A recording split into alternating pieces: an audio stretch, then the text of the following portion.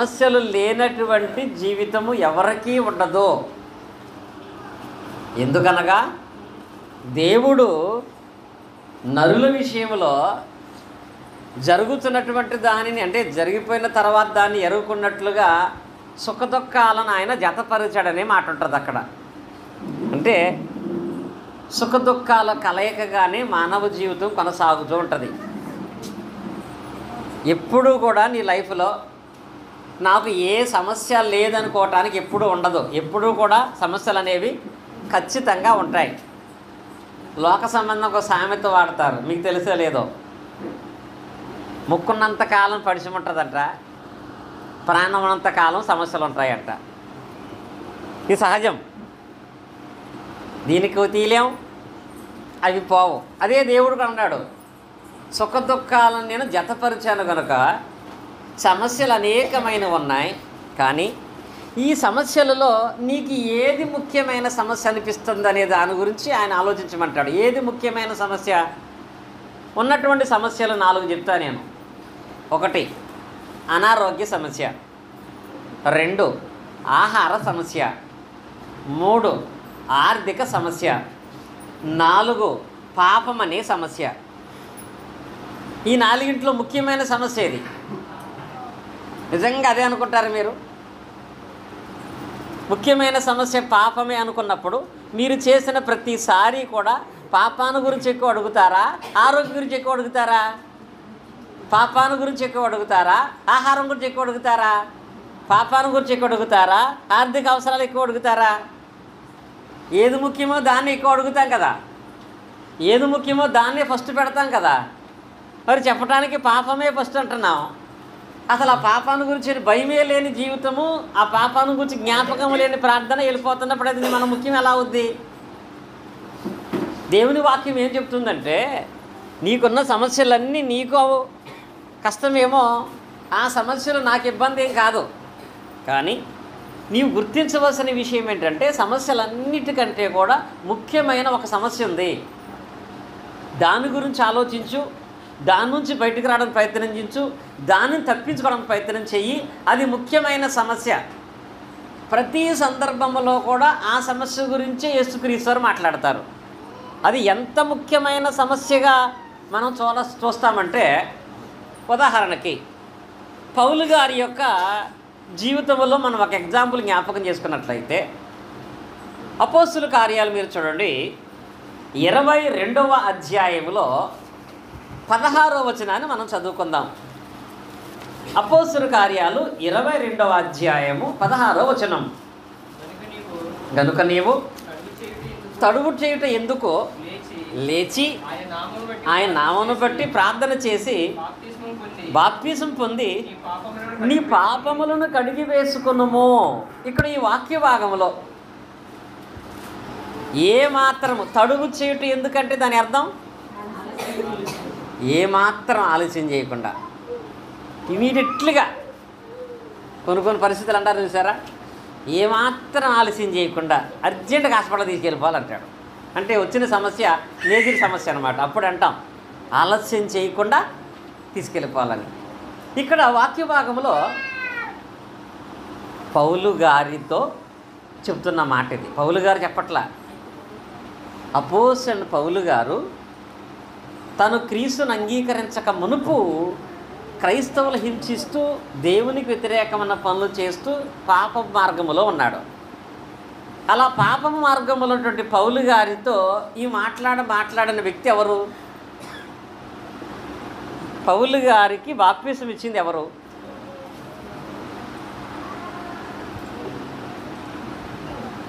ఎందుకనో నాకు మళ్ళీ మీకు సండే స్కూల్ పెడితే బాగుండనిపిస్తుంది. పోయిన తరగతిలో కూడా అబ్రహాం గారి విషయంలో, అలాగే ఇస్సాకుకి భార్యలు ఎంతమంది అంటే ఒకళ్ళు 3 ఒకళ్ళు 4 ఒకళ్ళు 5 చెప్పేశారు. అంటే మూల పాఠాలు మర్చిపోతున్నాము. అలా మర్చిపోతున్నామంటే ఏదో పనికిరాంది మనకు లోపలికి వెళ్ళిపోతుందన్నమాట. తెలుసు మీకు? ఇప్పుడైతే ఒక దాని మీద ఉన్న దృష్టిని మరొక దాని మీదకి మనం పెడతామో ఆటోమేటిక్గా ఇది ఏమైపోతాం, డెలీట్ అయిపోతూ ఉంటుంది. ఇంతకంటే మంచి దాని మీద దృష్టి పెట్టాను కాబట్టి మర్చిపోతాను అనుకుంటే పర్లా. కానీ మనిషి బ్రతుకులో దీనికంటే గొప్పది ఏమన్నా ఉందా? లేదు కదా. దీనికంటే మేలుకరమైనది ఉందా? లేదు కదా. మరి లేనప్పుడు దాని యందు దృష్టిని పెడితేనే కదా మన సమస్యలన్నీ పోయాయి. బైబిల్ ఇంట్లో పెట్టుకుంటే సమస్యలు పోవు. బైబిల్ తల కింద పెట్టుకుంటే అసలు సమస్యలు పోవు, లేని సమస్యలు వస్తాయి. బైబిల్ మనసులో పెట్టుకుంటేనే పోతాయి. అలా పోవాలంటే, మనసులో పెట్టుకోవాలంటే కనీసం చరిత్ర భాగంలో ఉన్న విషయాలు మాకు అర్థం అవ్వాలి కదా. పౌలు గారు గురించి మాట్లాడాలంటే గంటల తరబడి మాట్లాడతాం. ఇంతకు ఆయనకి బాప్తిసం ఎవరో తెలియదు. ఎవరిచ్చారు? ఇప్పుడు గుర్తొచ్చింది అనమాట. ఎందుకు వచ్చిన బాధ ఇంకా మొదలెడతారని. అననయ అనేటువంటి ఒక సామాన్యమైనటువంటి వ్యక్తి ఆయనకి బాప్తిసం ఇచ్చాడు. ఈ అననయ అనేటువంటి ఒక వ్యక్తి పౌలు గారికి బాప్తిసం ఇచ్చేటప్పుడు ఏమన్నాడంటే, కనుక నీవు తడవు చేయటం ఎందుకు? ఇప్పుడు నీకున్న ముఖ్యమైన సమస్య ఇదే. ఈ సమస్య గురించి మాట్లాడేటప్పటికి పౌలు గారికి ఉన్నటువంటి మరొక సమస్య ఏంటో తెలుసా? ఆ సమస్య గురించి మాట్లాడేటప్పటికి పౌలు గారికి అంతకంటే ముఖ్యమైన సమస్య ఒకటి ఉంది. పౌలు గారు బాప్తిసం పొందే సమయానికి ఎన్ని రోజుల నుంచి ఆయనకి ఆహారం లేదు. అపోస్తలులు అంటే జరిగిపోయిన సందర్భాన్ని 22వ అధ్యాయంలో పౌలు గారు జ్ఞాపకం చేస్తాడు. ఆ సందర్భం ఎక్కడ జరిగిందంటే చూడండి, అపోస్తలుల కార్యాలు 9:9 చదవండి. అతడు 3 దినములు చూపు లేక అన్నపానములేమియు పుచ్చుకొనకుండెను. ఎన్ని రోజులు భోజనం లేదు దీనికి? పౌలు గారికి 3 రోజుల నుంచి భోజనం లేదు. 3 రోజుల నుంచి భోజనం లేక బాధపడుతున్న వ్యక్తికి ఇక్కడ ఆహారం సమస్య, పాపక్షమాపణ సమస్య అని పెడితే అని ఏమన్నాడు తెలుసా? 3 రోజుల నుంచి ఆహారం లేని వాడికి ఆహారం తినటం అనేది ముఖ్యం కాదు. ఏది ముఖ్యం? పాపక్షమాపణ పొందటం ముఖ్యం అని చెప్పాడు. అక్కడ ఎంత అద్భుతంగా చూశారు. అక్కడ మనమైతే ఏమంటాం మనమైతే ఉదాహరణకి పొద్దున్న టిఫిన్ చేసావు, మధ్యాహ్నం మాత్రమే భోజనం చేయలేదు, 7ంటికి ప్రార్థనకి వెళ్ళాలి. ఫస్ట్ ఏమంటాం మనం? ప్రార్థనకు లేట్ అయితే లేట్ అయింది కానీ ముందు తినేసాక వెళ్దాం. ఎందుకంటే మధ్యాహ్నం భోజనం చేయలేదు నేను, ఇది అవసరం ముందు. ఏంటది? భోజనం. కానీ ఈయనకి 3 రోజుల నుంచి భోజనం లేదు.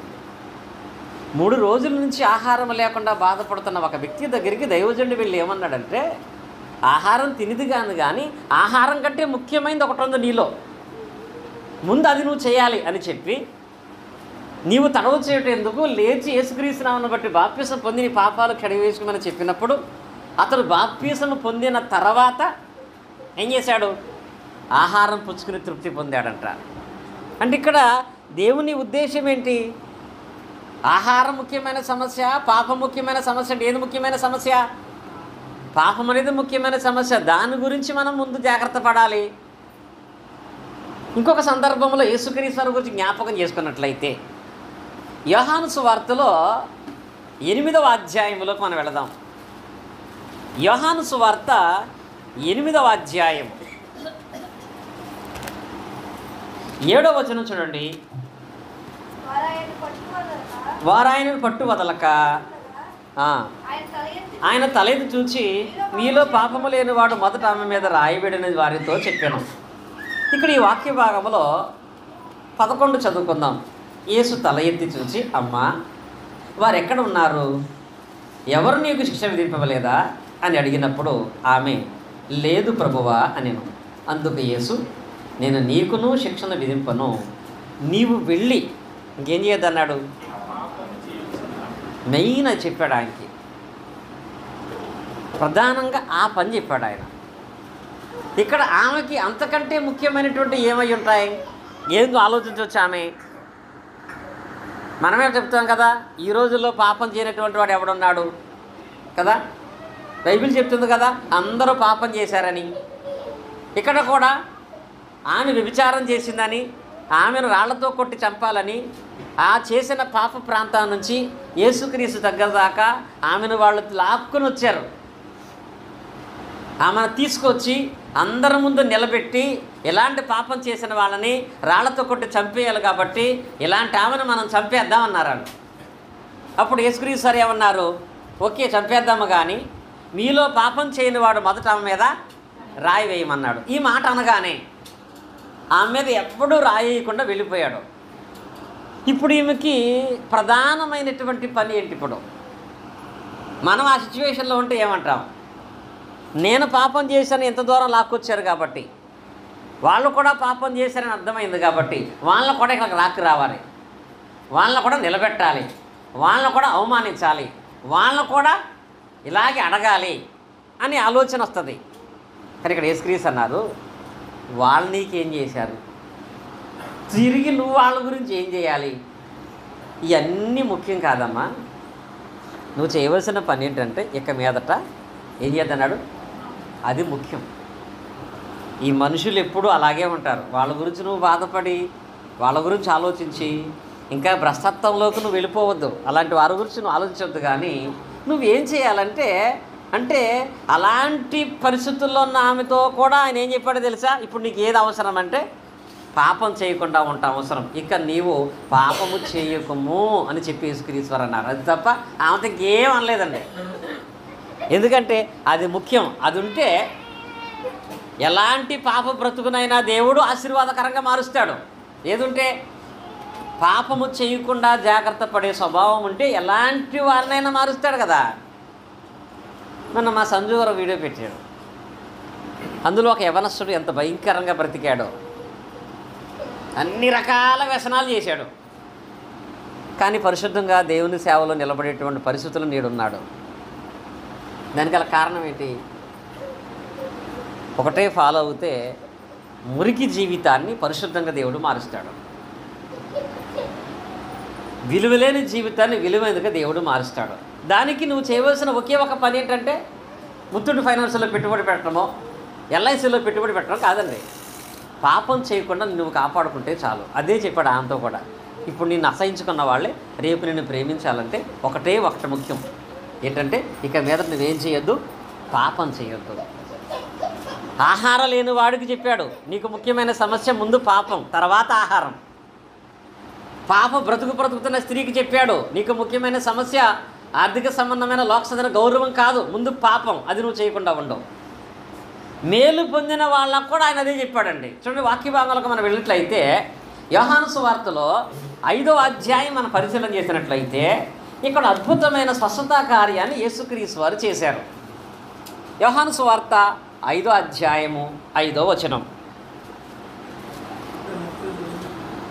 అక్కడ 38 ఏండ్ల నుండి వ్యాధి గల ఒక మనుష్యుడుండెనని రాయబడి.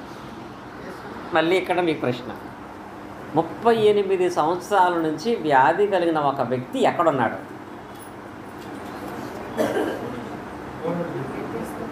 సుబ్బారావు గారు పెట్టరు, కోనేరు దగ్గర. ఏ కోనేరు అది?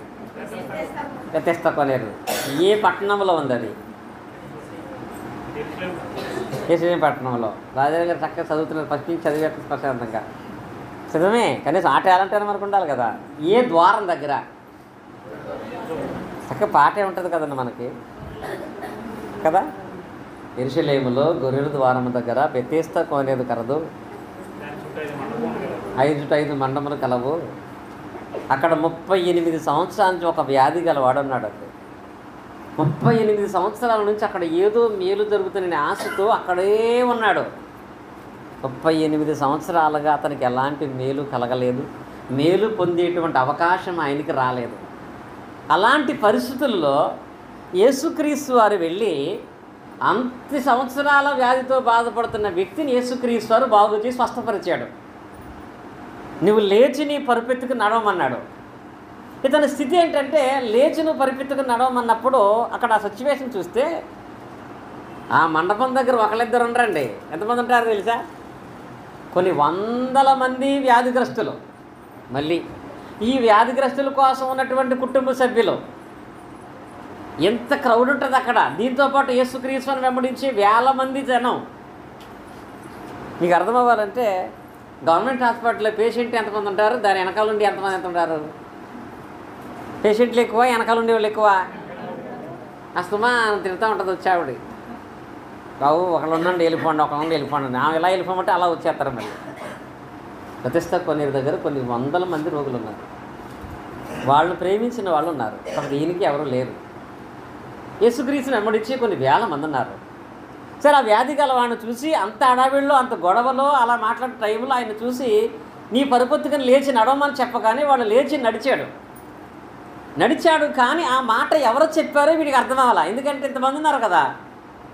ఎవరో ఒక వ్యక్తి మాట్లాడాడు, ఆయన మాట వినగానే నాకు స్వస్థత కలిగిందని లేచి నడుస్తూ ఆయన ఏమన్నారంటే, నువ్వు ఇప్పుడు ఎలా నడవగలుగుతున్నావంటే, ఎవరో ఒక ఆయన ఈ జనసమూహంలో నుంచి లేచి నడవమన్నాడు, నడిచేశాను నేను అని మాట్లాడాడు. కానీ ఎవరో నేను చూడలేదు, ఇంతమంది ఉంటాను బట్టి అనగానే మరి కొంచెం సమయం తర్వాత అదే యేసుక్రీస్తు అతనికి ఎదురుపడి నేను స్వస్థపరిచి ఉన్నాను అని చెప్పి అతనితో చెప్పినటువంటి ముఖ్యమైనటువంటి హెచ్చరిక ఏంటో తెలుసా?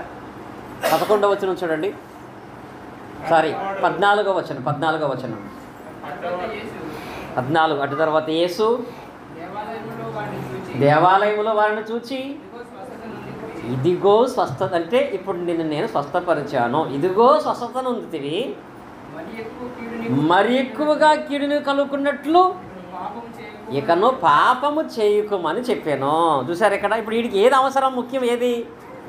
38 సంవత్సరాల నుంచి కుటుంబం దగ్గరికి వెళ్లకుండా, తన ఇంటికి వెళ్లకుండా, తన ప్రాంతానికి వెళ్లకుండా ఇక్కడే వ్యాధితో బాధపడుతున్న వ్యక్తికి మెయిన్ అక్కడ కావాల్సినటువంటి ముఖ్యమైన పని ఏంటి? ఏంటండి? ఇక్కడ 2 గంటల ఆరాధన అయిపోగానే ముఖ్యంగా పరిగెత్తుకుని మీరు ఎక్కడికి వెళ్ళిపోతారు? ఫస్ట్ ఎక్కడికి వెళ్ళిపోవాలి? ఇంటికి వెళ్ళిపోవాలి కదా. 2 గంటలకే ఇంటికి పరిగెత్తుకోవాలి, అది మనకి ఇంపార్టెంట్. 10 నిమిషాలు కూర్చుని కూడా మాట్లాడుకోవటాను కానీ, 10 నిమిషాలు కూర్చుని కూడా సంఘం కొరకు ఆలోచనను కానీ అంత టైం ఉండదు కదా. మరి 38 సంవత్సరాల నుంచి అక్కడే ఉన్న వ్యక్తికి ఇంటికి వెళ్ళటం ముఖ్యం. 35 సంవత్సరాల నుంచి అక్కడే ఉన్న వ్యక్తి తన కుటుంబ సభ్యులు కలుసుకోవటం ముఖ్యం. కానీ ఇక్కడ యేసుక్రీస్తు ఏమన్నారో తెలుసా? ఇప్పుడు నీకు ముఖ్యం ఏంటో తెలుసా? నీకు మేలు జరిగింది కదా, మరి ఎక్కువ కీడు నీకు జరగకుండా ఉండాలంటే ఎప్పుడు ఏం చేయొద్దు, అది మాత్రం జాగ్రత్తగా ఉండాలి. ఇంటికి లేటుకి వెళ్ళినా పర్లేదు కానీ పాపం దగ్గరికి మాత్రం వెళ్ళదు. నీ భవిష్యత్తు గురించి ఆలోచించే ప్రయత్నాలు చేయటం లేట్ అయినా పర్లేదు కానీ పాపం జోలికి మాత్రం వెళ్ళకు. ఎందుకో తెలుసా? దేవుడు నీకు మేలు చేసిన తర్వాత, దేవుడు నీకు ఆశీర్వాదం ఇచ్చిన తర్వాత మరలా నువ్వు పాపం చేశావంటే ఇంకా ఎక్కువైన కీడు వస్తుంది.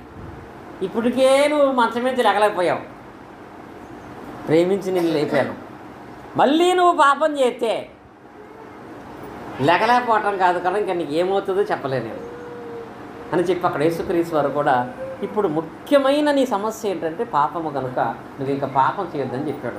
ఇప్పుడు మనం చదువుకున్న 3 సందర్భాల్లో కూడా ముఖ్యమైనటువంటి సమస్యగా యేసుక్రీస్తు కానీ తండ్రి దేవుడు కానీ ఏం చెప్పాడు? పాపం.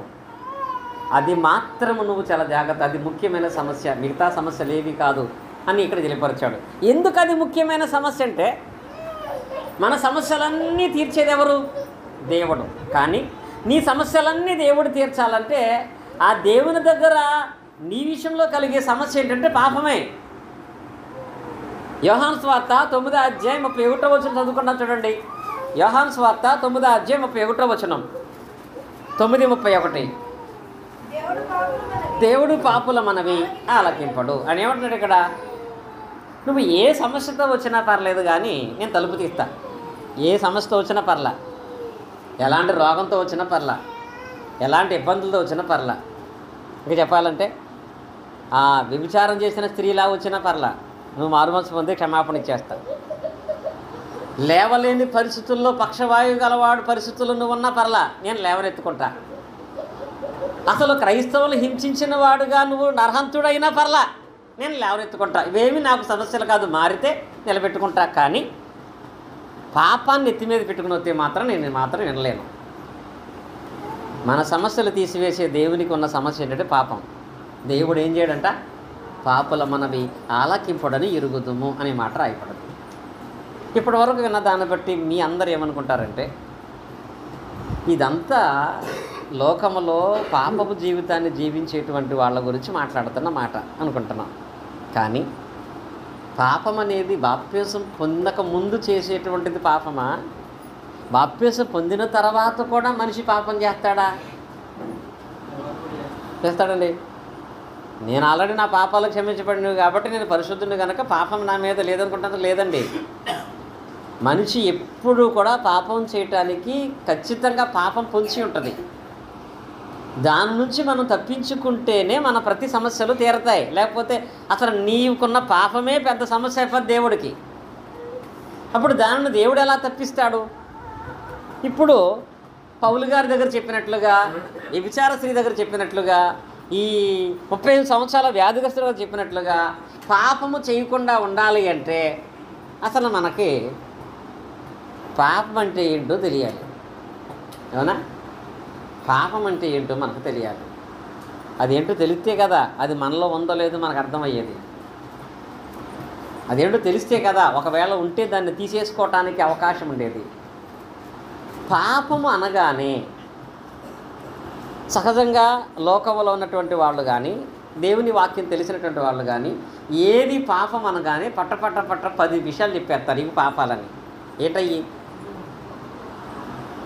ఏంటయ్యి మా జాస్మిన్ చెప్పాలి. ఇప్పుడు ధర్మశాస్త్రం ఉన్నటువంటి 10 పాపాలేంటి? అదే 10 ఆజ్ఞలు. సీరియల్గా ఎవరు చెప్పగలరు? సీరియల్ అంటే మళ్ళీ టీవీ సీరియల్ 6ంటికి మొత్తం 6:30 కొద్ది ఈ సీరియల్ కానీ మళ్ళీ లేనిపోయి 10 ఆజ్ఞలు సీరియల్గా ఎవరు చెప్తారు? ఎన్నిసార్లు అడిగా నేను. చక్కగా అట్ట వేసుకొని ఇంట్లో ఉంటాయి కదా, వారానికి డ్రెస్ కొంటున్నారు కొంతమంది కదా, అట్టన్నా వాడను కనీసం. ఆ అట్ట మీద 10 ఆజ్ఞలు రాసుకొని మీ ఇంట్లో పెట్టి ప్రతిరోజు చదవండి, పిల్లలకు చదివించండి.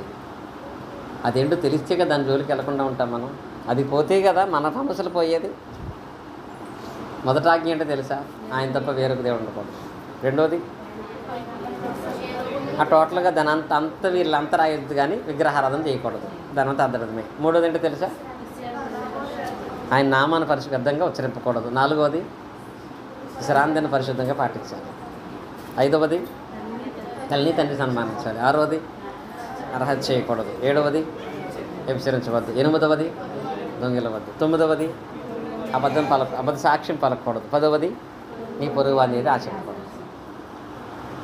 సరే, ఇది అందరుగా సహజంగా అందరూ తెలుసుకున్నటువంటి పాపాలు. ఇంకా అవి కూడా మనకు తెలియవనుకుంటే ఏం చేయలేము. కనుక ఇవి చేయకూడదు అని మనకు తెలుసు. కానీ కొందరికి అవి పాపములని తెలియకుండానే కొన్ని పాపాలు చేస్తున్నాం మనం. తెలిసి చేసినా తెలియక చేసిన పాపమే. దాని ఫలితము అనుభవించాల్సిందే.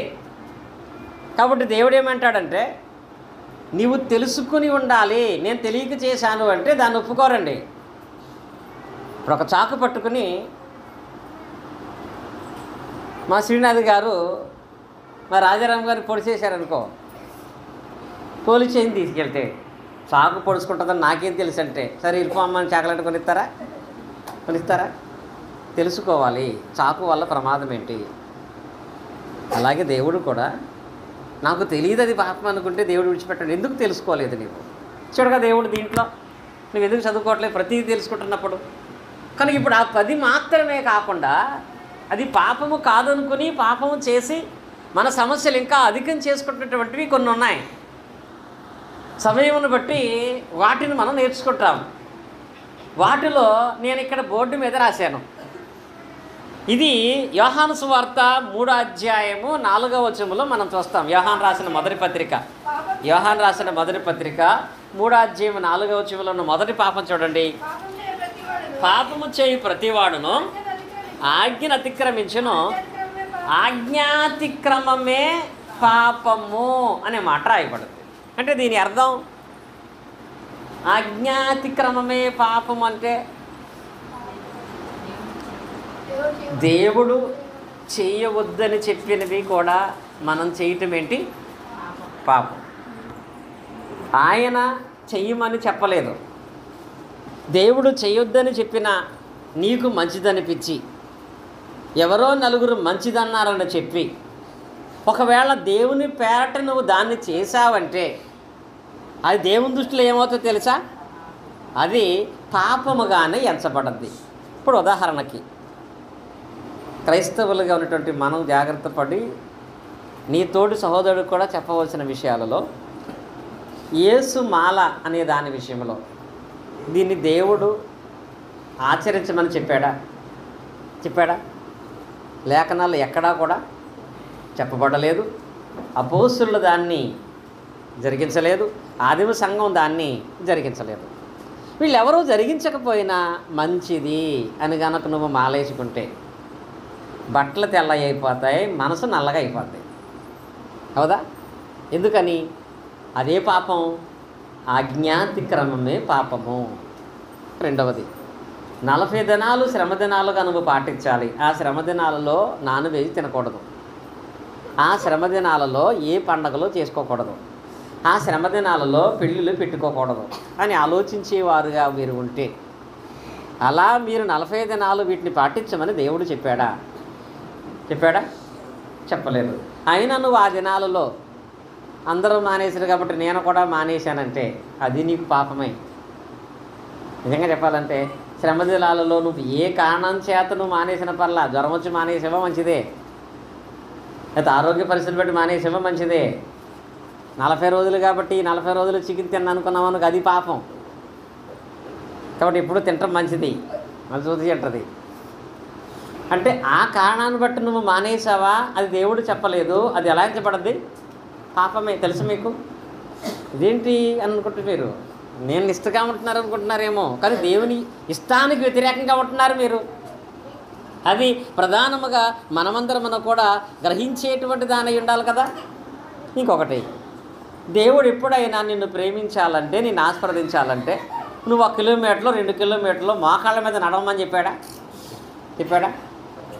మోకాళ్ళు నడకకుండా ఎక్కడైనా? ఇప్పుడు దేవుడు చెప్పలేదు, కానీ ఎంత కష్టం నడవటం. కష్టపడి పాపం తెచ్చుకుంటున్నారనమాట.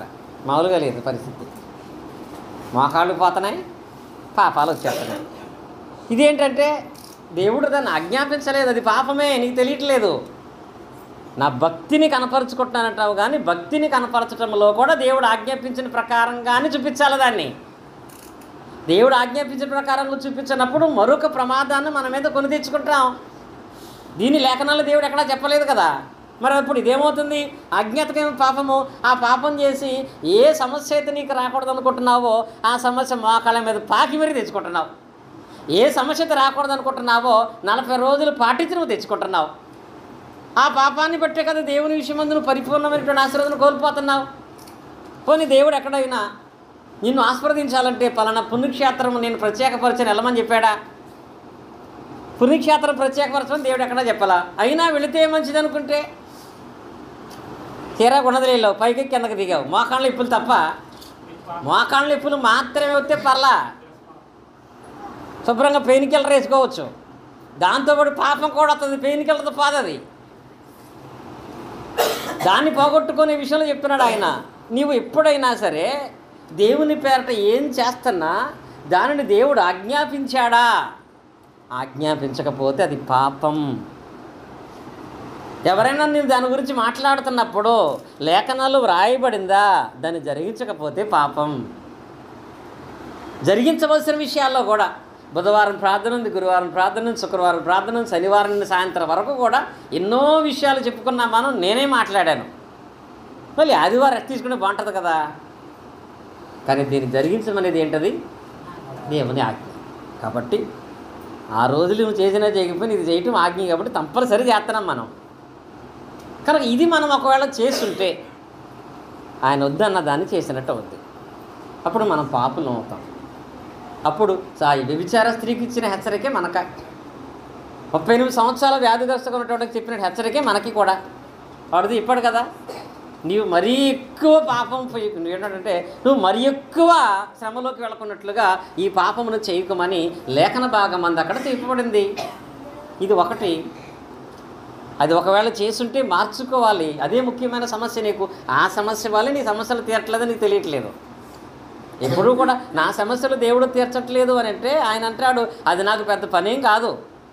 మరి ఎందుకు తీర్చట్లేదంటే నాకు నీ దగ్గర ఇంకో సమస్య ఉంది, అందువల్ల తీరట్లేదు. నాకు నీ దగ్గర కనపడే సమస్య వల్ల నీ సమస్యలే తీర్చలేకపోతున్నా, అది ఒక్కడ తీసుకోమని చెప్తాడు. అదే పాపం అదే మొదటగా పాపము కాదనుకుని చేసేటువంటి వాటిలో అజ్ఞాతకరమే పాపం. ఇక రెండవది ఉంది, అదే యోహాను రాసిన మొదటి పత్రికలో, యాకోబు రాసిన పత్రికలో 4:17 చూడండి. యాకోబు పత్రిక 4:17 కాబట్టి మేలరిగి చేయనెరుగయు అలాగు చేయని వానికి పాపము కలుగును. అతను ఇది ఇంకెంత సులువుగా అంటుకునే పాపమో తెలుసా? మేలైంది చేయనెరుగయు అలాగు చేయని వానికి పాపము కలుగునంటే ఇది ఎంతవరకు మన ఆలోచనలు ఎక్కడ దాకా ఉంటారో తెలుసా? నువ్వు రోడ్డు మీద వెళ్తున్నావు, నువ్వు రోడ్డు మీద బండి వేసుకుని వెళ్తుంటే బండిని ఒక్కడ వేసుకెళ్తున్నావు. ఒక ఆయన లిఫ్ట్ అడిగాడు, అతనికి లిఫ్ట్ ఇవ్వలేదు, అది పాపం అనుకుంటారు మీరు, అవునా? అది పాపం. కాబట్టి లిఫ్ట్ ఇస్తే ఆ పాపం మనకు లేనట్టే. ఏమిస్తే లిఫ్ట్ ఇస్తే పాపం లేనట్టే. ఒక వ్యక్తి వచ్చి ఆహారం లేక భిక్షాటన చేస్తున్నాడు. మన దగ్గర డబ్బులు ఉన్నాయి, వాడికి ఇవ్వలేకపోతే అది పాపం అనుకుని వాడికి 5 రూపాయలు వేసి ఈ పాపం నాకు లేదు బెటర్ అనుకుంటాం. ఇవి ప్రధానమైన పాపాలు కాదండి. ఈ రోజుల్లో అలాంటి విషయాల్లో జాగ్రత్త ఉండాలి కూడా, లేకపోతే ఇంకా పాపం ఎక్కువ అవుద్ది. ఈ రోజులు ఎవరు పడితే వాడిని లిఫ్ట్ అడిగి తెక్కించుకున్నామనుకో, రేపు పొద్దున మన లిఫ్ట్లో హాస్పిటల్ తీసుకెళ్ళాల్సి వస్తుంది. అలా ఉన్నారు మనుషులు, అలాంటి ప్రమాదాలు ఎదుర్కొంటున్నాం. ప్రతి సమాజం మందు లిఫ్ట్ అడిగి మరి దోపిడీ చేసేవాళ్ళు అనేక మంది ఉన్నారు. జాగ్రత్త ఉండాలి అందులో.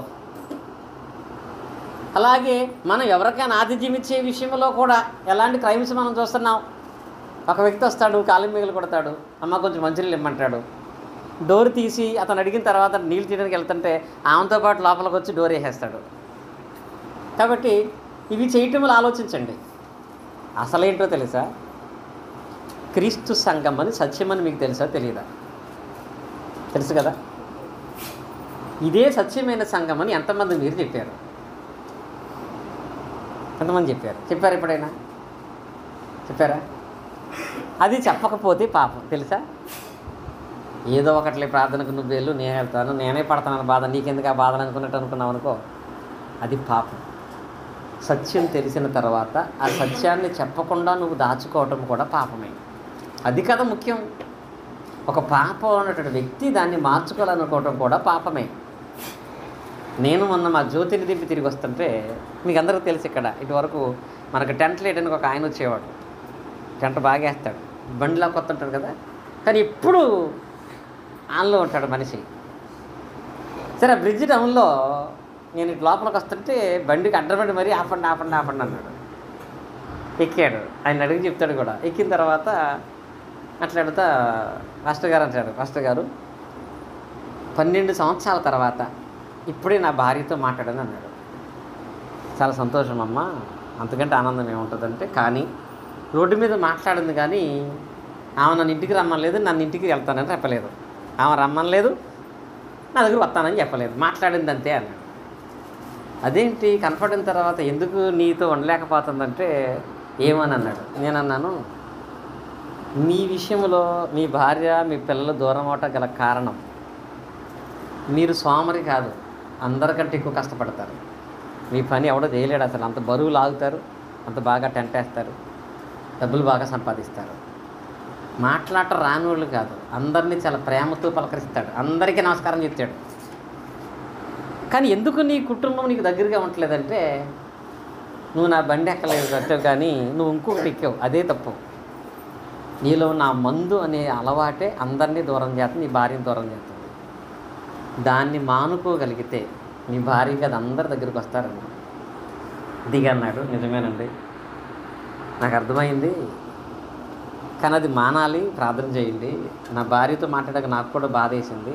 ఇప్పుడు నవ్వుతాడు, అంతా నాయనే ఏడుతున్నాడు ఆ మాట అన్న తర్వాత.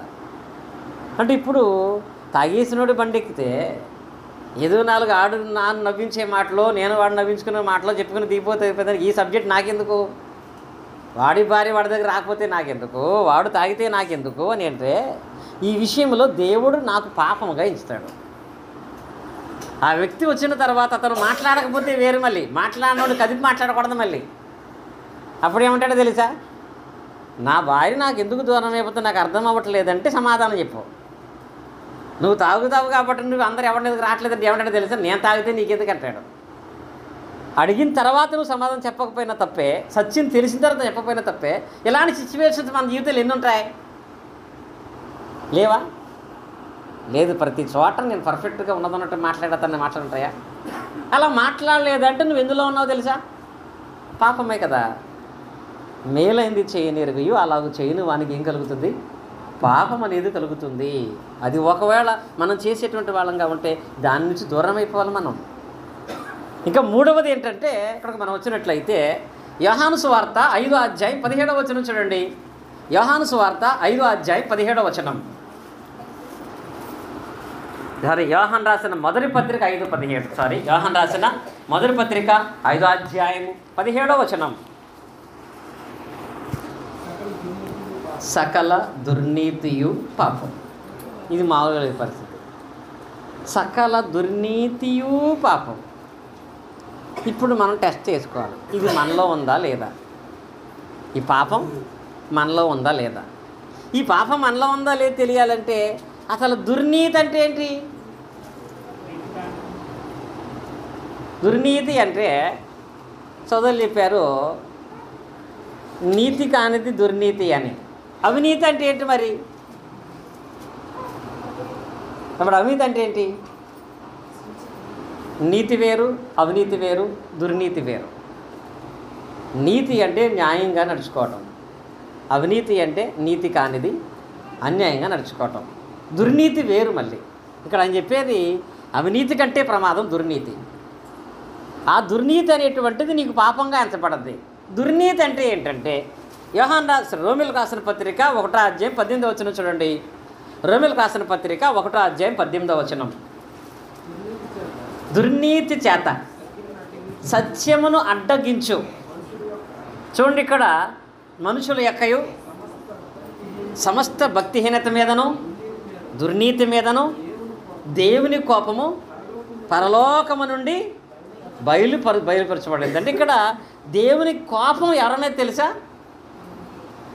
దేవుని కోపం ఎవరి మీద? దుర్నీతి పరుల మీద, దుర్నీతి మీద. దుర్నీతి అంటే సత్యము నమ్మనివాడు దుర్నీతి పరుడు కాదు. ఎవరెక్కడ వచ్చిన మాట చెప్పండి. దుర్నీతి అంటే ఏంటి? సత్యము నమ్మనివాడా, సత్యం అడ్డగించేవాడా? ఏముంది అక్కడ? సత్యమును అడ్డగించటమే దుర్నీతి. సత్యం అంటే ఏంటి? వాక్యమును అడ్డగించటం అనేది దుర్నీతి. అది నీకు పాపంగా ఎంచబడద్ది. ఈ పాపం ఒకవేళ మనం ఎప్పుడన్నా చేస్తున్నామా? ప్రశ్నించుకోండి. మీరు ఎప్పుడు ఒకసారి ఆలోచించండి. మీ వలన దేవుని కార్యము లేక దేవుని పని ఎప్పుడైనా ఆగిపోయిందా? అలా మనం ఆగిపోయేటట్టు చేశామా? నీ వ్యక్తిగతమైన అవసరాల కొరకు వ్యక్తిగతమైన ఆలోచనలతో దేవుని పని ఎప్పుడైనా నువ్వు ఆపేశావా? అలా నీ వల్ల అది ఆగిపోయి ఉంటే ఆ పాపం నీలోనే ఉండిపోయింది. ఎప్పుడైనా ఆగిపోయిందా? ఎగ్జాంపుల్ చెప్పాలంటే, దేవుని కార్యం జరిగించేటువంటి ఉద్దేశాన్ని ఒక మీటింగ్ పెట్టాలనుకున్నాం. మీటింగ్ పెట్టాలనుకున్నప్పుడు మా నాగేశ్వరరావు గారికి మాత్రమే ఒక ముఖ్యమైన పని, ఒక అవసరమైన పని వ్యక్తిగతంగా ఆయనకు వచ్చింది. కానీ ఈ మీటింగ్ పెడితే అక్కడ నేను లేకపోతే ఆయన ఊరుకోడు, ఆ పనికి వెళ్ళకపోతే నా లాభం ఆగిపోద్ది. కాబట్టి మీటింగ్కి నేను ఉండను కాబట్టి మీటింగ్ జరగటం అనేది ఎలాగా అని అనటం కానీ, లేకపోతే తను ఆగిపోయేస్తున్నాడని కాకుండా వేరే కారణాలు చెప్పి, వేరే కారణాలంటే 4వ తారీఖులో తుఫాన్ అంటున్నారు కాబట్టి మీటింగ్ మార్చుకుంటే మంచిది, లేదు వాళ్ళు గట్టిగా మాట్లాడుతున్నారు వీళ్ళు దెబ్బలాడుకుంటున్నారు కాబట్టి మీటింగ్ మార్చుకుంటే మంచిది అని నీ స్వలాభము కొరకు, స్వార్థం కొరకు ఎప్పుడైనా దేవుని పని ఆపేస్తే అది పాపం. నీ వల్ల ఏం ఆకూడదు? సత్యం అనేది ఆకూడదండి. ఎంత సీరియస్గా చెప్తారని బైబిల్ అండి. నీ ఇంట్లో ఒకడు చచ్చిపోయినా ఆ కారణాన్ని బట్టి కూడా ఏం ఆకూడదు? దేవుని పని ఆకూడదు. దాన్ని బట్టి ఆపకూడదు చెప్తాడు కదా ఆయన. ఒక ఆయన వచ్చి, అయ్యా నా తండ్రి చనిపోయి పాతి పెట్టుకుని వస్తానంటే వాడు పాతి పెట్టుకుంటాడు, నువ్వు మాత్రం దేవుని పనిని ఇంకా చనిపోయినోడు తిరిగి రాడు, కానీ ఆపేయటం బట్టి నీ పాపం వచ్చేది. ఇలాంటి వాటి విషయంలో వాక్యం బాగా తెలిసిన వాళ్ళ దగ్గర చాలా ఇబ్బంది పడతా నేను. ఎలా ఇబ్బంది పడతానో తెలుసా? వాళ్ళకి తెలుసు అక్కడ మా మాటలు ఎలా ఉంటాయంటే, ఉదాహరణకి మా రత్నం గారు ఉన్నారనుకోండి, బ్రదర్ మా దగ్గర మంగళవారం ప్రార్థన పెట్టండి అన్నారు. అన్న తర్వాత సడన్గా సాయంత్రం 5 గంటలకి విపరీతమైన వర్షం వచ్చేస్తుంది. ఇంకా వర్షం వచ్చేస్తుంది కాబట్టి ఈ టైంలో ప్రార్థన పెడితే డిస్టర్బెన్స్ అవుతుందేమో అని చెప్పి ఫోన్ చేస్తుంది ఆవిడ. అంటే ఆవిడ ఎప్పుడు ఫోన్ చేయలేదు అనుకోండి. అలాగా చేసిన తర్వాత బాగా వర్షం పడుతుంది కదండి, ఏం చేద్దామంటుంది ఆవిడ. అప్పుడు సరే అమ్మా బాగా వర్షం పడుతుంది కదా ప్రార్థన మానేద్దాము అని అన్నాను అనుకో, పాపం ఎవరికి వచ్చేది? ఎవరికి వస్తుంది? నాకే కదా. అప్పుడు నేనేమంటాను తెలుసా? సరే వర్షం పడుతుందమ్మా ఏం చేద్దామంటారు. మళ్ళీ ఆవిడ సర్లయ్యా మానేద్దామని అంటే ఎవరికి పాపం వస్తుంది? ఆవిడకి వస్తుంది. ఇప్పుడు ఆవిడ ఏమంటారు తెలుసా? ఏమో మీ ఇష్టం అయ్యా అంటది. ఎవడొక్కడికి భయం, నా వల్ల ఆగిపోతే ఆ పాపం నాకు వస్తుందని. ఎప్పుడైనా ఆలోచన చేశారా? అలా ఎప్పుడన్నా మీరు భయపడ్డారా? అది పాపం అని మీకు తెలియదా? సత్యాన్ని అడ్డగించే పని చేయటం ఒక పాపం. నీ వల్ల ఒక వ్యక్తి రక్షణ పొందలేదంటే అది పాపం. నీ వల్ల ఒక వ్యక్తి ఆరాధనకి వెళ్ళలేదంటే అది పాపం. ఒక ఆదివారం ఈరోజు చెప్పాలంటే శిరీష్ గారు ఏదో పని ఉండి డ్యూటీకి ఉండి ఆయన ప్రార్థన మానేశాడు. ఓకే, ఆయన మానేసిన పాపం కంటే ఆయన వల్ల మా ఇప్పుడు ఎవరు రాలేదు, మా నితీష్ రాలేదు కనుక ఇది ఏ పాపం? ఆయన రాలేదనేదేమో ఈ పాపం. ఏది? ఆజ్ఞాతికరం అని పాపం. మా శిరీష్ మా యొక్క అమూల్యం తీసుకురాలేదేమో ఈ పాపం. ఏ పాపం? అంటే ఒక్క పనికి 2 పాపాలు అన్నమాట అక్కడ. ఇలా నీ వలన ఎవరైనా సత్యానికి లోబడేటువంటి విధానంలో ఆటంకం కలిగితే అది ఎలా ఎంచబడుతుందంటే అది ఒక పాపంగా ఎంచబడుతుంది. ఈ పాపాలు మనం చేసున్నామా? దానివల్ల మరీ ఎక్కువ కీడు వస్తుంది. అందుకే అన్నాడు ముఖ్యమైన సమస్య ఇదే, దాన్ని మాత్రం చేయొద్దు అని. ఇంకా తర్వాత 4వది ఏంటంటే రోమేలకు రాసిన పత్రికలో 14వ అధ్యాయం మనం పరిశీలన చేసినట్లయితే, రోమేలకు రాసిన పత్రిక 14వ అధ్యాయం 23వ వచనం చూడండి. అనుమానించువాడు తినిన ఎడల విశ్వాసము లేకుండా తినును గనుక దోషి అని తీర్పు నందును. విశ్వాస మూలము కానిది ఏదో అది పాపం. ఇది ఇంకా మరీ తెలియని విధానంలో మనకు వచ్చేసేటువంటి పాపం ఏంటో తెలుసా? విశ్వాస మూలము కానిది ఏదో పాపం. ఇక్కడ అర్థం చేసుకోవడానికి అంటాడు, నీకు ప్లేటు ముందు ఏదైనా పెట్టిన తర్వాత దాన్ని తినేటప్పుడు ఏం రాకూడదంట? అనుమానం రాకుండా తినాలంట. ఎలా తినాలి? అనుమానించువాడు తినువాడు విశ్వాసము లేకుండా తినుడు కనుక దోషి అని తీర్పునందని. ఈ మాట నిజంగా నీ పెట్టిన ఇడ్లీ గురించో పూరీ గురించి చపాతీ గురించో కాదండి, దేవుని వాక్యము గురించి. నీవు దేవుని వాక్యం వినేటప్పుడు ఎలా వినాలో తెలుసా? ఎలా వినాలి? అనుమానము లేకుండా నువ్వు దాన్ని వినాలి.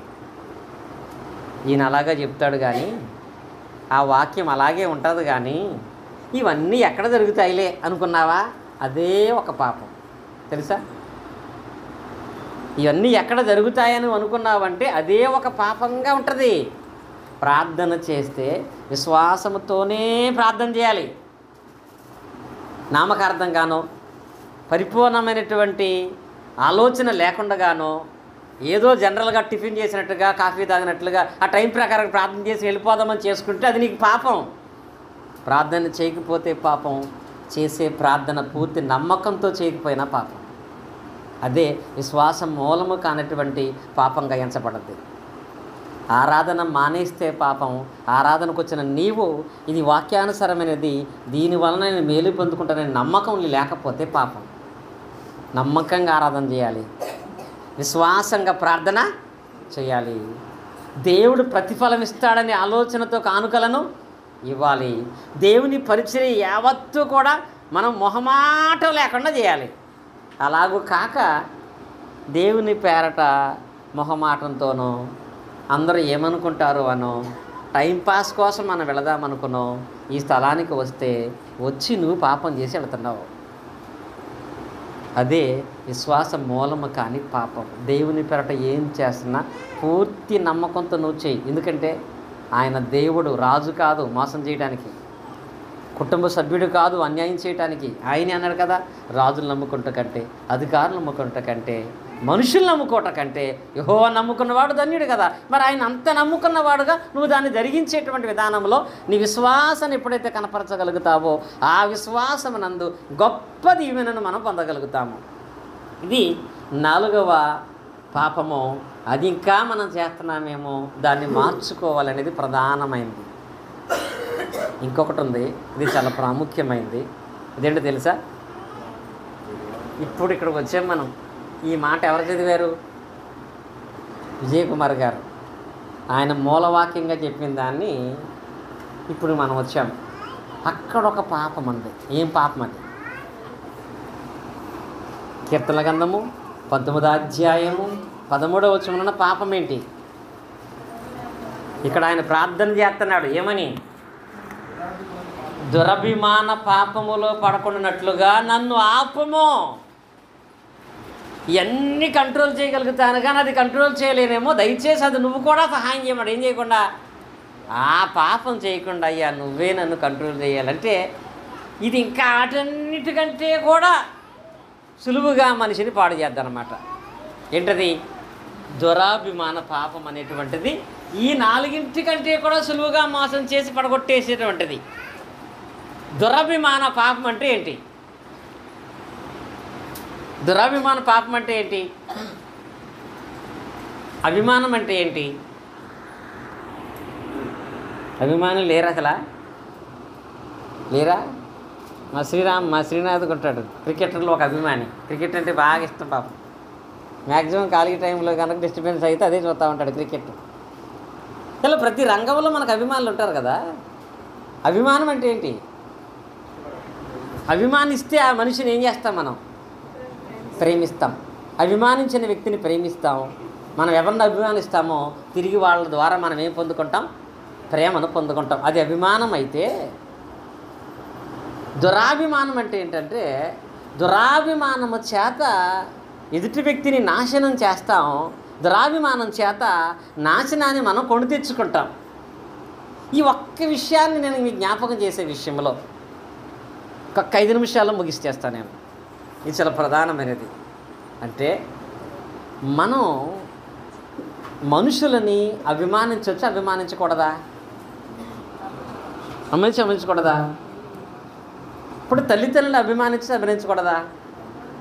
చెప్పాలంటే తల్లిని తండ్రిని సన్మానించు. అభిమానిస్తేనే నీకు దీర్ఘాయువు ఉంది కదా. అలాగే భర్తకు లోబడి ఉండాలి, లోబడి ఉండకూడదా? భర్తకు ప్రతి స్త్రీ కూడా లోబడి ఉండాలి, అది ధర్మం. భార్యను సన్మానించాలి, సన్మానించకూడదా? భార్యను సన్మానించాలి, అది నియమం. కనుక తల్లిదండ్రులను సన్మానించాలి, అది ధర్మం. భర్తకు లోబడి ఉండాలి, అది నియమం. భార్యను సన్మానించాలి, అది లేఖనానుసారమైనటువంటి దేవుడిచ్చినటువంటి క్రమము. అలాగే ప్రతి తల్లిదండ్రులు పిల్లలకు ఆశ్రయ సమకూర్చాలి, అది కూడా ఒక ధర్మం. అలాగే దైవజనులను గౌరవించాలా, గౌరవించకూడదా? గౌరవించకూడదా? డిఫరెన్స్లు ఉన్నాయి కానీ టైం అయింది. దైవజనులు కూడా గౌరవించాలి. ఇవన్నీ కూడా అభిమానంతో మనం చేయాలి. తల్లిదండ్రుల విషయంలోనూ, పిల్లల విషయంలోనూ, భార్య విషయంలోనూ, భర్త విషయంలోనూ, చివరికి దైవజనుల విషయంలో కూడా అభిమానంతో దీన్ని చేయాలి. ఇది అభిమానం. కానీ ఈ అభిమానించేటువంటి ఇది దురాభిమానం ఎప్పుడైపోద్దో తెలుసా? దురాభిమానం అనేది ఎప్పుడు అయిపోద్దంటే మత్తయి సువార్త 10:37 చూడండి. మత్తయి సువార్త 10:37 10:37. తండ్రినైనను తల్లినైనను నాకంటే ఎక్కువగా ప్రేమించేవాడు. ఇక్కడ ఏం చేయాలంట? అంటే ఏ దురాభిమానం చెప్పండి. ఇప్పుడు తల్లిని సన్మానించడం, తండ్రిని సన్మానించడం తప్పు కాదు, కానీ దేవుడి కంటే ఎక్కువగా భావించడం తప్పు. పిల్లల్ని ప్రేమించడం తప్పు కాదు, కానీ దేవుడి కంటే ఎక్కువగా ప్రేమించడం తప్పు. భార్యను సన్మానించడం తప్పు కాదు, కానీ దేవుని కంటే ఎక్కువగా, అంటే దేవుని కంటే ఎక్కువగా ఎవరినైనా నువ్వు భావించావంటే అది దురాభిమాన పాపం. చివరికి దైవజనుణ్ణి కూడా, ఎవరినండి? ఎవరిని కూడా? దైవజనుని కూడా. అంటే నీకు వాక్యము నేర్పిన సేవకుడు గొప్ప, దేవుని వాక్యము గొప్ప అనుకున్నప్పుడు నువ్వు దేనికి ఎక్కువ స్థానం, ఎక్కువ ఆలోచన, ఎక్కువ దేనికి లోపడాలి? నువ్వు నిజంగా దానికి లోపడతారా? ఈ రోజుల్లో చాలామంది మత శాఖల వాళ్ళు వాక్యం తెలిసిన తర్వాత కూడా, వాక్యం అర్థమైన తర్వాత కూడా వాక్యం ఇలాగే ఉంది కానీ ఆ దైవజనుడే మాకు గొప్ప, ఆయన మా ఇంటికి మొదట వచ్చాడు, ఆయనే మొదట మా కోసం ప్రార్థన చేశాడు, ఆయన దగ్గరే మేము వాక్యం నేర్చుకున్నాం. కాబట్టి ఆ తర్వాత వాక్యం ఎంత తెలిసినా, వాక్యము తర్వాత ముందే మాకు దైవజనుడనే భావన నీలో ఉంటే అదేముంటే తెలుసా? దురాభిమాన పాపం. ఇది చాలా ప్రమాదం. ఈ ఒక్క విషయం అర్థం అవడానికి చిన్న ఎగ్జాంపుల్ చెప్తాను నేను. ఇది ఎలా ఉంటుందంటే, క్రొత్త నిబంధనలో మొట్టమొదట వాక్యాన్ని ప్రకటించడం ప్రారంభించిన వ్యక్తి ఎవరు? ఎవరు? ఏ యోహాను గారు? బాప్తిసం ఇచ్చి యోహాను గారు. ఆయన వాక్యము ప్రారంభించే టయానికి అంతకుముందు ఎన్ని సంవత్సరాలు లోకంలో వాక్యం లేదు తెలుసా? 400 సంవత్సరాల నుంచి ఎవ్వడూ వాక్యం చెప్పట్లేదండి. 400 సంవత్సరాల నుంచి వాక్యం లేదు వాళ్ళకి. అసలు 400 సంవత్సరాలు దేవుని మాటలు తెలియదు వాళ్ళకి. 400 సంవత్సరాల నుంచి దేవుని మాటలు లేక ఎదురు చూస్తూ ఉంటుంటే అద్భుతంగా దేవుడు పంపించినట్లుగా, దేవుడు నడిపించినట్లుగా బాప్తిసం యోహాను గారు వచ్చి దేవుని వాక్యాన్ని ప్రకటించడం స్టార్ట్ చేశాడు. ఎంతో కాలం నుంచి వాక్యం లేక ఎదురు చూస్తున్న వాళ్ళకి యోహాను గారు ఒక మార్గం అయ్యాడు. యోహాను అభినందించారు, యోహాను ఫాలో అయ్యారు, యోహాను వాక్యాన్ని అంగీకరించారు. యోహాను గారు చెప్పిన మాటను బట్టి ఆయన వల్లే అనేక మంది మారు మనసు ఏం పొందారు? బాప్తిసం పొందారు. నిజమే, అభిమానం. వాక్యము కొరకైనటువంటి గొప్ప అభిమానం చేశాడు. ఎందుకంటే యేసుక్రీస్తు వారి గొప్ప సాక్ష్యం ఇచ్చాడు ఆయన గురించి. ఏమని? మత్తయి సువార్త 11:11 అంటాడు ఆయన. ఏమంటాడు అక్కడ ఆయన? స్త్రీలు కనిన వారిలో బాప్తిసం ఇచ్చే యోహాను కంటే గొప్పవాడు లేడు. ఓకే, నీకు వాక్యం నేర్పించిన దైవజనుడి కంటే గొప్ప దైవజనుడు లేడు. అందరికంటే బెస్ట్ ప్రీచర్ ఆయనే. ఎవరి మీదైనా సవాలు చేసే అంత జ్ఞానం కలిగిన వాడు ఆయనే. ఎవరినైనా ఖండించే జ్ఞానం కలిగిన వాడు ఆయనే. ఎలాంటి వాక్యం అనర్గళంగా బోధించగలిగేవాడు ఆయనే. ఆయన కంటే గొప్పవాడు లేడని యేసుక్రీస్తు వారు అతని గురించి సాక్ష్యం ఇచ్చాడు. ఆయన్ని ఫాలో అయ్యారు, ఆమెను అభినందించారు. కానీ ఆ తర్వాత కాలంలో ఆయన దగ్గర బాప్తిసం పొందిన వాళ్ళే దేవుని వాక్యాన్ని మరొక ఆయన దగ్గర నేర్చుకోవటానికి వచ్చారు. దేవుని వాక్యాన్ని మరో వ్యక్తి దగ్గర నేర్చుకోవడానికి వచ్చినప్పుడు ఆయన ఏమన్నాడు అంటే, యోహాను గారు వాక్యాన్ని బట్టి మీరు మారుమనసు పొందారు కరెక్టే, కానీ యోహాను గారు ఇప్పుడున్నటువంటి సత్యంలో లేడు. యోహాను గారు ఇప్పుడున్న వాక్య ప్రకారంగా జీవించలేదు. కాబట్టి మీరు యోహానును మాత్రమే అభిమానిస్తే అది దురాభిమాన పాపం. వాక్యాన్ని మీరు అభిమానించే వాళ్ళైతే యోహాను గారి మార్గంలో నుంచి మీరు ఈ మార్గంలోకి రావాలని చెప్పాడండి. అప్పుడు ఎలా ఉంటుందండి? 400 సంవత్సరాల తర్వాత మొట్టమొదట మా ఊరు వచ్చి వాక్యం చెప్పింది ఆయన, మమ్మల్ని మార్చింది ఆయన, మాలో మారు మనసు కలగజేసింది ఆయన, మాకు బాప్తిసం ఇచ్చింది ఆయన. అలాంటి ఆయన ఎలా వదిలేయమంటావు? అసలు నువ్వు వాక్యం కంటే మాకు ఆయనే ముఖ్యమని అనుకుంటే వాళ్ళలో పాపం ఉండేది. కానీ వాళ్ళు ఏం చేశారో తెలుసా? ఈ సందర్భం ఎక్కడ ఉంటుంది? అపోస్తలుల కార్యాల్లో 19వ అధ్యాయంలో యోహాను గారి తర్వాత ఇంకొక ఆయన వచ్చి, ఆయన గొప్పవాడేమో కానీ వాక్యానికంటే గొప్పవాడు కాదు, వాక్యం ముందు ఎవరైనా సమానమే, వాక్యాన్ని పక్కన పెట్టి ఏ సేవకుడిని ఏ కుటుంబ సభ్యుడిని అభినందించకూడదు అనగా అభిమానించకూడదు, అది పాపంగా ఎంచబడుతుందని చెప్పాడు. అక్కడ చూడండి, ఈ వచనం నేను చదివి ప్రార్థన చేస్తాను. అపోస్తలుల కార్యాలు 19వ అధ్యాయంలో అపోల్లో కొరింథీలో ఉన్నప్పుడు జరిగినది ఏమనగా, పౌలు పై ప్రదేశంలో సంచరించుచు ఎఫెసునకు వచ్చి ఎఫెసులో ఉన్నటువంటి కొందరు శిష్యులను చూచి, మీరు విశ్వసించినప్పుడు పరిశుద్ధాత్మను పొందితిరా అని వారిని అడగగా, వారు పరిశుద్ధాత్ముడు ఉన్నాడన్న సంగతే మాకు. ఇప్పుడు వీళ్ళు అంటున్నారు, మీరు వాక్యం విన్నారు కదా, యోహాను గారు చెప్పాడంటే, యోహాను గారు అసలు ఆ విషయం మాకు చెప్పలేదు, పరిశుద్ధాత్ముడు ఉన్నాడన్న సంగతే మాకు తెలియదు. ఇప్పుడు అలాంటి ప్రశ్న ఏంటి? సంఘం ఒకటే అని మాకు తెలియదు, క్రీస్తు సంఘమే కరెక్ట్ అని మాకు తెలియదు, ఆదివారం రొట్టె తీసుకోవాలని తెలియదు అని అంటారు. కాదు, ప్రతి వారం రొట్టె తీసుకోవాలి, క్రీస్తు సంఘంలో సహవాసాన్ని కలిగి ఉండాలంటే ఏమో ఆయన్ని ఫాలో అవుతున్నాం కాబట్టి ఇంకా తర్వాత వాక్యం వచ్చిన తర్వాత మేము మారలేమనుకుంటే వాడు పాపలో ఉన్నట్టే. ఇక్కడ వాళ్ళతో అన్నాడు, మీరు అభినందించారేమో, కానీ మీరు ఈ విషయంలో తెలియని వారుగా ఉన్నారు. అప్పుడు అడిగాడు, మరి పరిశుద్ధాత్మ సంగతి మీకు తెలియదు అన్నప్పుడు అప్పుడు ఆయన చూడండి 3వ వచనంలో, అప్పుడు అతడు అలాగైతే మీరు దేన్ని బట్టి బాప్తిసం పొందిన అడుగగా వారు యోహాను బాప్తిసమును బట్టి అని చెప్పిరి. అందుకు పౌలు, యోహాను తన వెనుక వచ్చి అని అనగా యేసునందు విశ్వాసం ఉంచాలని ప్రజలకు చెప్పుచు మారు మనసు విషయమే బాప్తిసం ఇచ్చానని చెప్పాను. వారు ఆ మాటలు విని ప్రార్థన రావటం మానేశారు, ఆ మాట విని సహవాసం మానేశారు, ఆ మాట విని దెబ్బలాటలు పెట్టుకున్నారని ఉంది అక్కడ ఉందా? వారు ఆ మాట విని ప్రభువైన యేసుక్రీస్తు నామమున ఏం చేశారు? ఎందుకు అంత అవసరమే తెలుసా? ఇది కూడా పాపమా? వాక్యానికంటే దైవజనుడిని ప్రేమించడం కూడా పాపమేనా? ప్రేమించు, తల్లిని, పిల్లలను, భర్తను, భార్యను, సమాజాన్ని, దైవజనుడిని కూడా నువ్వు ప్రేమించి అభినందించు, కానీ దేవుని కంటే ఎక్కువగా భావించుకో. అది నీకు పాపం అని తెలియపరిచాడు. ఒకవేళ ఇవి మనలో ఉన్నట్లయితే ఇదే పెద్ద సమస్య. దీన్ని తీసేసుకోవటానికే ప్రతి వారం మీకు ఇస్తున్నాం మేము. ఏంటది?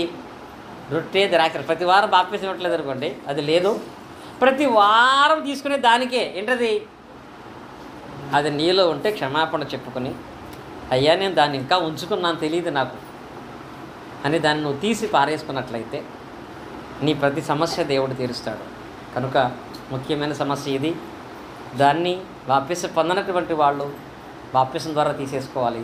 బాప్తిసం పొందిన వాళ్ళు క్షమాపణ చెప్పుకొని, దేవుణ్ణి దావీదే అడిగాడు, అయ్యా ఈ దురాభిమాన పాపంలో పడకుండా నన్ను ఆపు, ఎందుకంటే నాకు తెలియకుండానే నేను అభినందించేస్తున్నానని.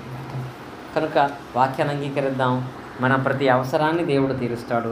దేవుడి మాటలు ఫలింపు చేయనుగాక. ఆమేన్. ఆసక్తి గల మీ అందరికీ కూడా క్రీస్తు నామమున హృదయపూర్వక వందనాలు తెలియజేస్తూ తిరిగి సమయాన్ని సోదరులు శ్రీనాథ్ గారికి అప్పగిస్తున్నాను.